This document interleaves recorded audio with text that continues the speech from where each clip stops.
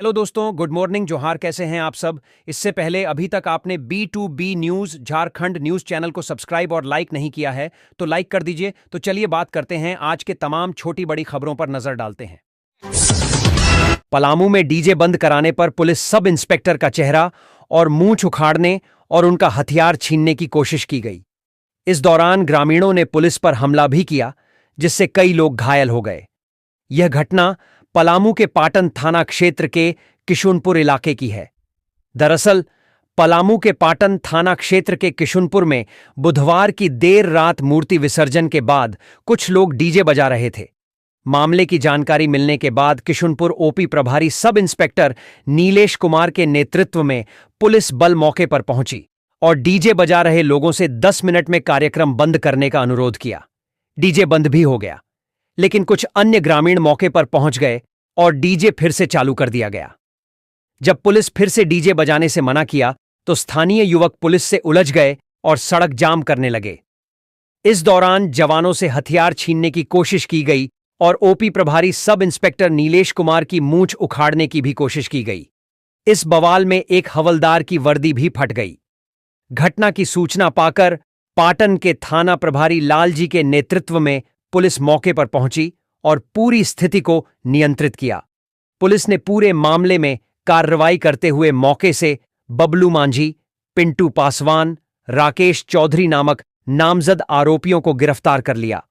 पूरे मामले में तीनों आरोपियों को गुरुवार को न्यायिक हिरासत में भेज दिया गया है। पाटन के थाना प्रभारी लालजी ने बताया कि ओपी प्रभारी की मूंछ उखाड़ने की कोशिश की गई और हथियार छीनने का भी प्रयास किया गया।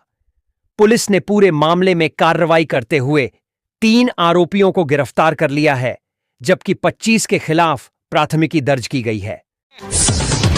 हमारा देश विविधता में एकता का उत्कृष्ट उदाहरण प्रस्तुत करता है। यह यात्रा युवाओं को देश के विभिन्न राज्यों की यात्रा कर वहां की संस्कृति, परंपराओं और सामाजिक संरचना को समझने का अद्भुत अवसर प्रदान करेगी। ये बातें झारखंड के राज्यपाल संतोष कुमार गंगवार ने आज राजभवन में अंतरराज्य छात्र जीवन दर्शन students experience in interstate living SIIL के तहत राज्य आए राष्ट्रीय एकात्मता यात्रा 2025 के प्रतिभागियों से संवाद करते हुए कहीं।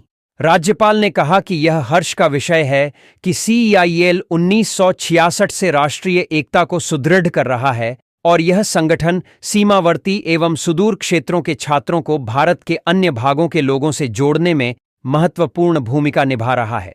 उन्होंने कहा कि एक राष्ट्र एक जन एक संस्कृति केवल एक नारा नहीं, बल्कि भारत की सांस्कृतिक, सामाजिक और भावनात्मक एकता का वास्तविक प्रतिबिंब है।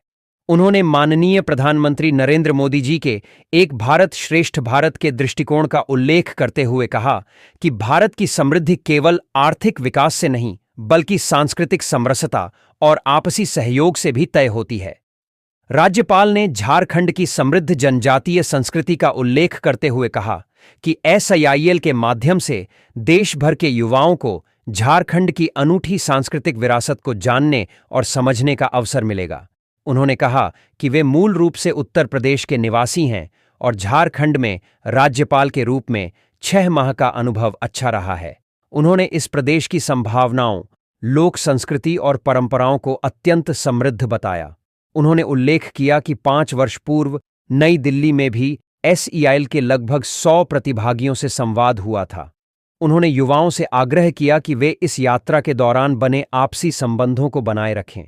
इस अवसर पर रुस्तम, अरुणाचल प्रदेश और अनुमति राधा, असम ने राष्ट्रीय एकात्मता यात्रा 2025 के दौरान अपने अनुभव साझा किए और इसे एक अविस्मरणीय और शिक्षाप्रद यात्रा बताया। वहीं राज्यपाल ने सभी प्रतिभागियों को शुभकामनाएं देते हुए उनके उज्ज्वल भविष्य की कामना की। उपभोक्ता मामले, खाद्य एवं सार्वजनिक वितरण मंत्रालय ने उपभोक्ता मुद्दों का त्वरित और कुशल समाधान करने के लिए आर्टिफिशियल इंटेलिजेंस AI वाला राष्ट्रीय उपभोक्ता हेल्पलाइन NCH प्रणाली को अपनाया है। यह हेल्पलाइन हिंदी, अंग्रेजी, कश्मीरी, पंजाबी, नेपाली, गुजराती, मराठी, कन्नड़, तेलुगु, तमिल, मलयालम, मैथिली, संथाली, बंगाली, ओडिया, असमिया और मणिपुरी सहित 17 भाषाओं में उपलब्ध है। यह हेल्पलाइन राष्ट्रीय अवकाशों को सभी दिन सुबह 8 बजे से रात 8 बजे तक काम करती है। यह एनसीएच प्रणाली शिकायतों का क्षेत्रवार विश्लेषण प्रदान करती है। इन तकनीक के कारण एनसीएच द्वारा प्राप्त कॉल्स की संख्या में 10 गुना वृद्धि हुई है। दिसंबर 2015 में यह 12,553 थी, जो दिसंबर 2024 में 1,55,138 तक पहुंच गई। उपभोक्ता मामले, खाद्य और सार्वजनिक वितरण मंत्रालय ने कहा कि यह वृद्धि हेल्पलाइन में उपभोक्ताओं के बढ़ते विश्वास को दर्शाती है। इसी तरह प्रतिमाह दर्ज की जाने वाली शिकायतों की औसत संख्या 2017 में 43,000 से बढ़कर 2024 में 1,12,468 हो गई है। मंत्रालय ने बताया कि डिजिटल रूप से दर्ज की जाने वाली शिकायतों की मासिक औसत संख्या वित्त वर्ष 2023 से 24 तक 5,88,193 से बढ़कर दिसंबर 2024 तक 6,08,331 हो गई थी। इसलिए विभाग सभी उपभोक्ताओं से आग्रह करता है कि वे किसी भी उत्पाद या सेवा से संबंधित शिकायत के लिए राष्ट्रीय उपभोक्ता हेल्पलाइन का उपयोग करें। 2024 में उपभोक्ता शिकायतों की समस्या के समाधान की दर घटकर 48 दिन हो गई, जो 2023 में 66 दिन थी। यह समाधान समय में पर्याप्त सुधार को दर्शाता है, जिससे यह सुनिश्चित होता है कि उपभोक्ताओं की चिंताओं का तुरंत समाधान किया जाए। इस पहल ने पहले ही आशाजनक परिणाम दिए हैं, खासकर शिक्षा जैसे क्षेत्रों में, जहां उपभोक्ता शिकायतों का तेजी से समाधान किया गया। मिली जानकारी के अनुसार पश्चिम बंगाल के एक उपभोक्ता ने अपने अनुभव को साझा करते हुए बताया कि उसे इंटरनेट सेवा प्रदाता से उन सेवाओं के लिए रिफंड प्राप्त करने में कठिनाइयों का सामना करना पड़ा जो उपलब्ध नहीं थी। राष्ट्रीय उपभोक्ता हेल्पलाइन पर पहुंचने के बाद समस्या का तुरंत समाधान हो गया। कंपनी ने पूरा रिफंड जारी किया।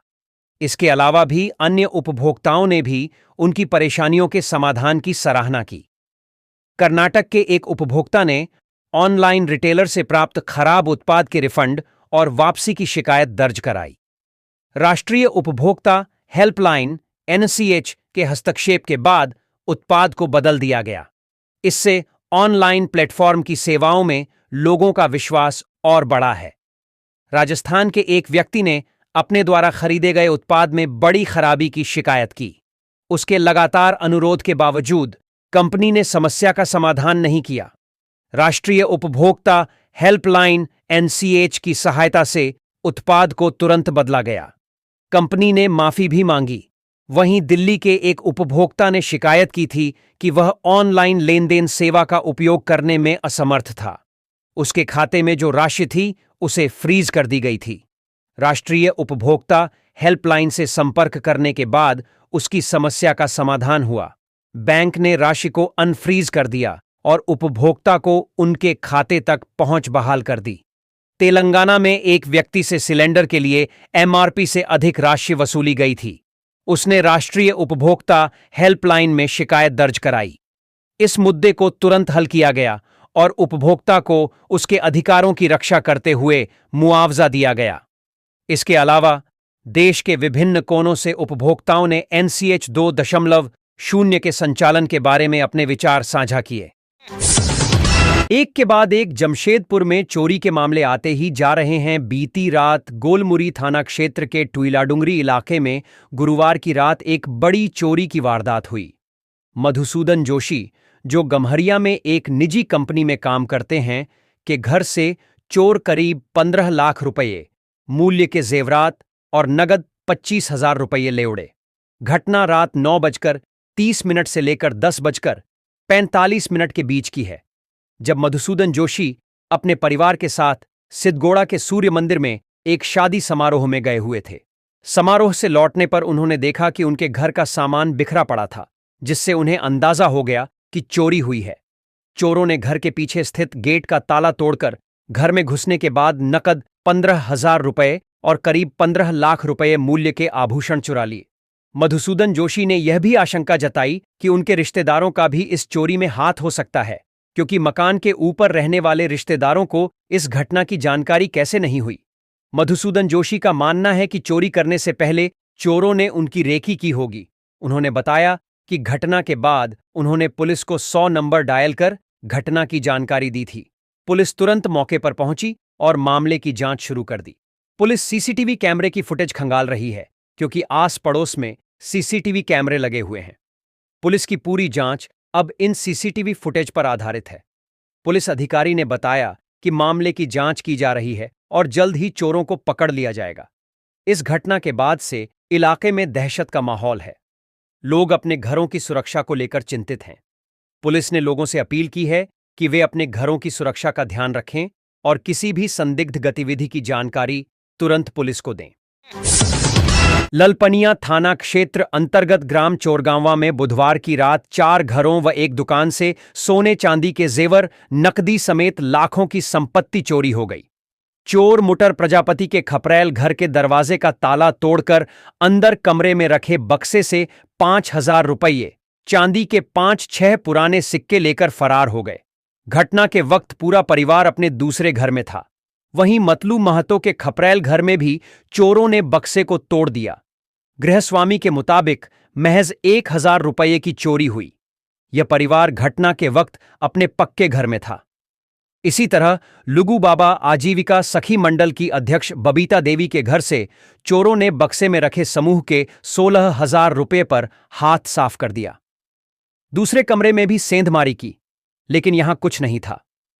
यह परिवार घटना के वक्त ठीक सटे अपने खपरैल घर में सो रहा था और चोरी पक्के घर के कमरे से की गई। पीड़ित परिवार ने बताया कि जिस खपरैल घर में परिवार था, उस घर के दरवाजे को चोरों ने बाहर से बंद कर दिया था और फिर चोरी की घटना को अंजाम दिया।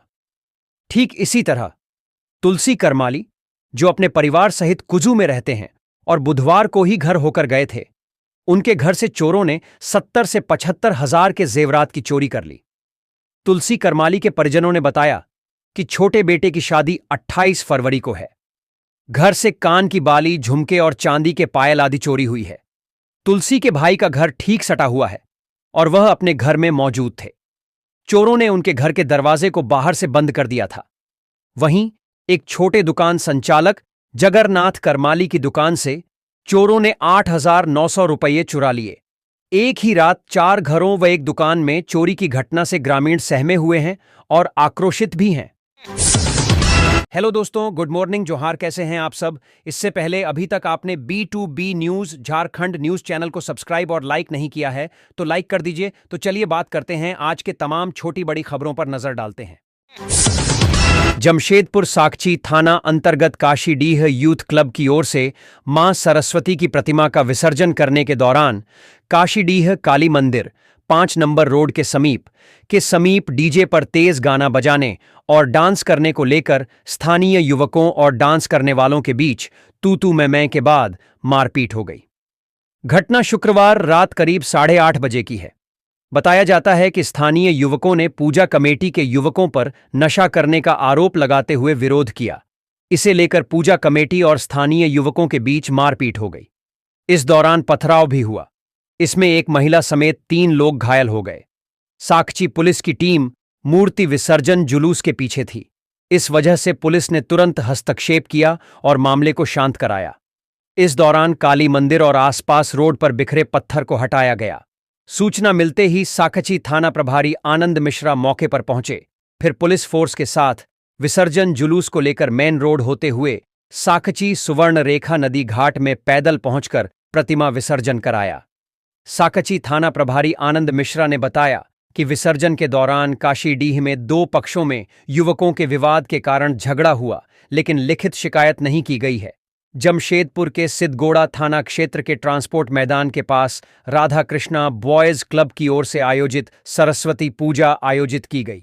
31 फीट की मां की प्रतिमा में शुक्रवार की शाम मूर्ति विसर्जन के दौरान आग लग गई। आग लगते ही अफरा तफरी मच गई। विसर्जन जुलूस में शामिल युवक इधर उधर भागने लगे। लोगों ने पानी और बालू डालकर आग बुझाने का प्रयास किया। सूचना मिलने पर झारखंड अग्निशमन की एक दमकल गाड़ी पहुंची। दमकल कर्मियों के प्रयास से आग पर काबू पा लिया गया। गिरिडीह जिले की पुलिस ने साइबर अपराधियों के खिलाफ बड़ी कार्रवाई करते हुए बेंगाबाद और गांडेय क्षेत्र से 5 शातिर साइबर ठगों को गिरफ्तार किया है। एसपी डॉ बिमल कुमार ने बताया कि प्रतिबिंब पोर्टल से मिली सूचना के आधार पर साइबर डीएसपी आबिद खान के नेतृत्व में यह छापेमारी की गई। छापेमारी में फूलजोरी निवासी गुलाम रसूल, बहराडीह निवासी उपेंद्र कुमार, अजय कुमार मंडल, अमित कुमार राणा और मनीष कुमार शर्मा को गिरफ्तार किया। साथ ही पुलिस ने इनके पास से 20 मोबाइल फोन, 5 आईफोन सहित 27 सिम कार्ड, 2 प्रतिबिंब सिम कार्ड, चार्जर और डाटा केबल बरामद किए हैं। अकेले गुलाम रसूल के पास से 16 मोबाइल फोन मिले हैं। पूछताछ के क्रम में पता चला है कि यह गिरोह लोगों को ठगने के लिए कई तरह के हथकंडे अपनाता था। फर्जी बैंक अधिकारी बनकर ठगी, एयरटेल पेमेंट बैंक के अधिकारी होने का झांसा, गर्भवती महिलाओं को मातृत्व राशि दिलाने का लालच, फर्जी कुरियर सर्विस लिंक भेजकर धोखाधड़ी, अस्पतालों की फर्जी सेवाओं के नाम पर ठगी, श्रीराम फाइनेंस कंपनी की ईएमआई न भरने पर धमकी देना के नाम पर ठगी करते थे। पुलिस का कहना है कि यह कार्रवाई साइबर अपराध पर रोक लगाने की दिशा में एक महत्वपूर्ण कदम है। आगे भी ऐसे अपराधियों के खिलाफ सख्त कार्रवाई जारी रहेगी। जिला दंडाधिकारी सह उपायुक्त रांची मंजूनाथ भजंत्री ने राष्ट्रपति द्रौपदी मुर्मू के 15 फरवरी 2025 को बीआईटी मेसरा के G.P. बिरला ऑडिटोरियम में प्लैटिनम जुबिली ईयर सेलिब्रेशन 2024 से 2025 कार्यक्रम में आगमन को लेकर कार्यक्रम स्थल का निरीक्षण करते हुए तमाम व्यवस्थाओं का जायजा लिया गया, जहां उपायुक्त ने राष्ट्रपति द्रौपदी मुर्मू के प्रस्तावित कार्यक्रम को लेकर संबंधित सभी अधिकारियों के साथ कार्यक्रम स्थल पर बैठक करते हुए सुरक्षा के सभी मानक पहलुओं एवं पूरी व्यवस्था पर चर्चा की और आवश्यक निर्देश देते हुए कहा कि कार्यक्रम के दौरान सारी व्यवस्था, सुरक्षा व्यवस्था, बैठने की व्यवस्था, पार्किंग व्यवस्था एवं अन्य संबंधित सभी तैयारी ससमय पूरा कर लिया जाए। राष्ट्रपति द्रौपदी मुर्मू के प्रस्तावित कार्यक्रम को लेकर जिला प्रशासन सारी आवश्यक तैयारियों में लगा हुआ है। सारे सुरक्षा के मानकों पर कार्य करते हुए आवश्यक तैयारियां कर रहा है, जिसमें रूट प्लान, ट्रैफिक प्लान, मार्ग में पड़ने वाले क्षेत्रों की बैरिकेडिंग एवं तमाम सुरक्षा के व्यापक इंतजाम किए जा रहे हैं। साथ ही राष्ट्रपति के आगमन को लेकर वाहनों की चेकिंग एवं अन्य सुरक्षा निर्देशों का पालन किया जा रहा है। इस निरीक्षण के दौरान vice chancellor BIT Mesra Ranchi doctor Indranil Manna, DIG सह वरीय पुलिस अधीक्षक रांची चंदन कुमार सिन्हा, उप विकास आयुक्त रांची दिनेश कुमार यादव, पुलिस अधीक्षक शहर रांची राजकुमार मेहता, अनुमंडल पदाधिकारी सदर रांची उत्कर्ष कुमार, अपर समाहर्ता रांची रामनारायण सिंह, अपर जिला दंडाधिकारी विधि व्यवस्था रांची राजेश्वर नाथ आलोक, जिला नजारत उप समाहर्ता रांची डॉक्टर सुदेश कुमार, अंचल अधिकारी Kanke, registrar BIT Mesra Ranchi doctor Sudip Das एवं भवन निर्माण, पेयजल विभाग, रांची नगर निगम, पथ निर्माण विभाग एवं संबंधित विभाग के पदाधिकारी मौजूद रहे। असम के मुख्यमंत्री हिमंता बिस्वा शर्मा ने एआईएमआईएम नेता बाबर खान द्वारा दायर याचिका पर अपना जवाब जमशेदपुर न्यायालय में दाखिल किया है। उन्होंने लगाए गए आरोपों को नकारते हुए कहा है कि वे एक जिम्मेदार नागरिक हैं और शिकायतवाद में आरोप मनगढ़ंत और राजनीतिक लाभ के लिए लगाए गए हैं। शर्मा के अधिवक्ताओं ने जवाब में बताया कि वादी बाबर खान खुद एआईएमआईएम पार्टी की टिकट पर जमशेदपुर पश्चिमी विधानसभा से चुनाव लड़ रहे थे। शर्मा आम चुनाव में राजनीतिक एवं सामाजिक मुद्दे पर अपनी बातों को रख रहे थे और कहीं से भी नफरत को बढ़ावा नहीं दिया। अदालत को बताया गया है कि समाचार पत्र को उद्धृत किया गया है, जो कानून के प्रासंगिक प्रावधानों के तहत आरोप गठित करने के लिए आवश्यक कानूनी दायरे को पूरा नहीं करता है। ऐसे में शिकायतवाद को खारिज कर दिया जाना चाहिए, क्योंकि कार्रवाई का आधार स्थापित करने में वादी असफल और आरोप पूरी तरह से अस्पष्ट है। शर्मा की ओर से अधिवक्ता अशोक कुमार सिंह, अधिवक्ता लाल अजीत कुमार अम्बष्ट, अधिवक्ता ए चौधरी एवं अधिवक्ता एस रहमतुल्लाह ने 14 पन्नों का जवाब बीएनएनएस की धारा 223 के तहत दाखिल किया है। जमशेदपुर के न्यायिक दंडाधिकारी आलोक कुमार की अदालत को बताया गया है कि आरोपी जवाबकर्ता असम के मुख्यमंत्री हैं। वे एक जिम्मेदार नागरिक हैं। शिकायतवाद में आरोप मनगढ़ंत और केवल सस्ती लोकप्रियता एवं राजनीतिक लाभ के इरादे से लगाए गए हैं। शिकायतवाद में कोई ठोस तथ्य नहीं है जिनके आधार पर आरोप साबित हो सके। जवाबकर्ता के वक्तव्य से कहीं भी लड़ाई झगड़ा नहीं हुआ, न विद्वेष को बढ़ावा मिला और न ही सामाजिक अव्यवस्था उत्पन्न हुई। विधानसभा चुनाव के दौरान 6 नवंबर 2024 को बाबर खान ने हेट स्पीच का आरोप लगाते हुए शिकायतवाद न्यायालय में दायर किया था। इसके बाद कोर्ट ने नोटिस जारी करते हुए असम के मुख्यमंत्री को 4 नवंबर तक जवाब दाखिल करने का निर्देश दिया था।